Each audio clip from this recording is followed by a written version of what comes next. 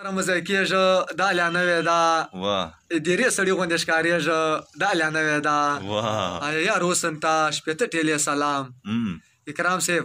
یارو حسن ته شپېته ټېلې سلام چې وړلی نسي ټیکټار دا لا نوې ده یار پسې مې دومره ستړی کړي دي یار پسې مې دومره ستړی کړي دي اوس نامه مې غرم ده دا لا نوې ده سیچو صاحب اچھا او مې دا فرمایش کړی د مثال چې لږ مې خبرې ته خو ونیسه غوږونه داسې خوند راکایي ماته خوراکونه اچھا مثال دې ته مې وزاکړې مړې ور جوړې کړې دي چې په د انګورو شی ډېر خوند ده داسې خوند راکایي ماته خوراکونه پرون مې چا سره پرې واچول لاسونه داسې خوند راکایي ماته خوراکونه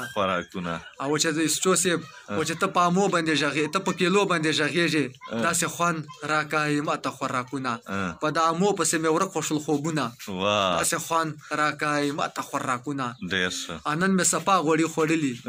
داسې خوند راکایي ماته خوراکونه سچو صاحب نن مې صفا غوړي خوړلي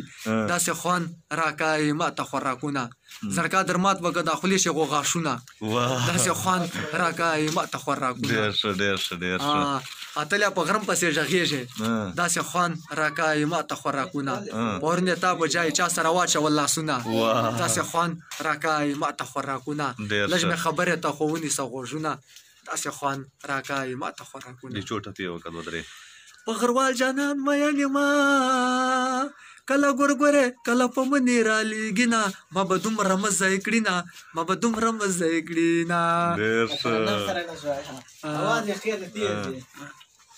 یار به مې دومره یادولو وای چې دغه خپل جان مېرمن مې ډډه کړه مینه زه به دومره ډنګره سمه اچھا به دا شغل وایي چې مه توروه سترګې په رانجو باندې یو بس یې ډبره په اوبو باندې اچھا جګر ابشراتیر سا اچھا ولې سخت سره خوږېږم ډاکټر ته یې سارېږم سچو صاحب سخت سره خوږېږم ډاکټر ته یې سارېږم خدای دې راته خیر وکړي زه روشګیر کېږم سخت سره خوږېږم او وایي ډاکټر سره مې بلکل نه لګېږي و جانانه هلې مې ملیرې نه ورکېږي و جانانه هلې مې ملیرې نه ورکېږي د هم خوراک څه خوراک نه ده ټول پې ککړېږم سخت سره خوږېږم ډاکټر ته یې سارېږم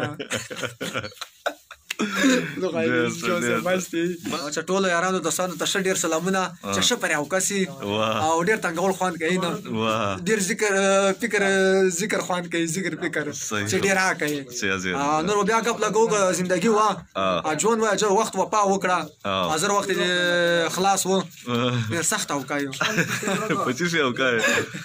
پردی غم دومره خوند راکوي لکه دیاره